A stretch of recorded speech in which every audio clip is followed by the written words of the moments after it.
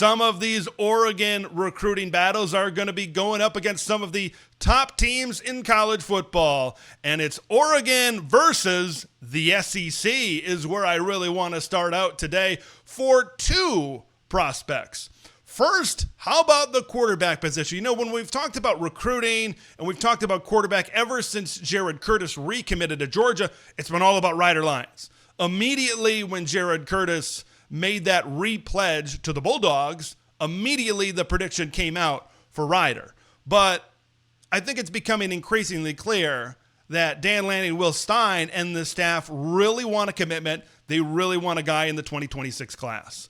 And one guy that has really come on late is Matt Ponatoski, coming in from the state of Ohio, Cincinnati, specifically out of Archbishop Moeller High School, Ohio, Mr. Football, Gatorade Player of the Year in that state. Now, the thing to really keep in mind with him is he is a dual sport star, emphasized star. He is the number 16 high school baseball prospect according to Baseball America right now. Now, Oregon just offered this guy last month. Alabama kind of offered this guy last month. Like, this whole recruitment has kind of come on really strong and especially come on really late.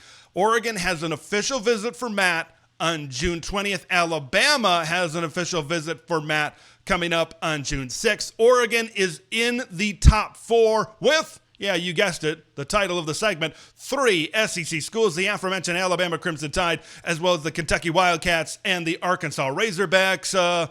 Experts are saying this is going to be an Oregon versus Alabama battle for him right now. On 3 has him ranked as a top 100 player in the country and a top 10 quarterback in the country, 6'2", 190 pounds. And kind of when I watch Matt on tape, a lot of boxes are kind of checked of like, this is a quarterback that I think fits really nicely into the Will Stein offense and the Oregon scheme, and I think what they expect out of the quarterback position. Like, he's a mobile athlete, but he's not a scrambler necessarily. Like, he's not looking to run too soon. First read isn't there, he's not taking off. Second read isn't there, he's not taking off. He's using his legs, he's using his mobility. First read isn't there, second read isn't there. Hey, let's move outside the pocket, see if we can get to number 3, see if we can get to number 4. So he uses his mobility in a really smart and intelligent way.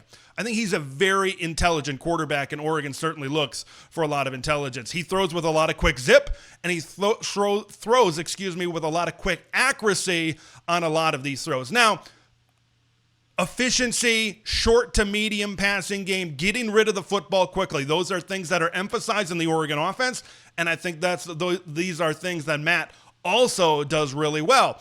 Now, on tape, there are some deep throws that look really, really good.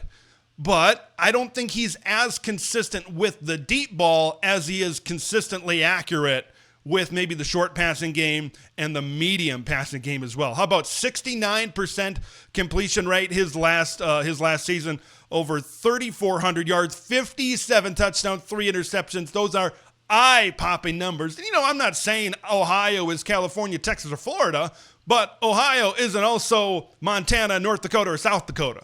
Like, it's pretty decent high school football right there in the state of Ohio, and he's playing in a decent-sized metro area over there in Cincinnati. It is also going to be a mostly Oregon versus SEC battle, it sounds like, for 5-star plus offensive tackle Immanuel Iheanacho. He's coming back from Baton Rouge this last weekend from an official visit there. You see it on video in the LSU uniform from this past weekend. And look, I know he's coming off that LSU visit. There's going to be a lot of positive things that are certainly going to be said about LSU, but the word on the street following this weekend is that LSU is the biggest contender right now to Oregon. Oregon, LSU, Auburn, Penn State are the official visits right now for Nacho. Experts are citing distance could possibly play a factor in all of this as well. He's been predicted by some industry experts to land at Oregon. Here's the deal, folks.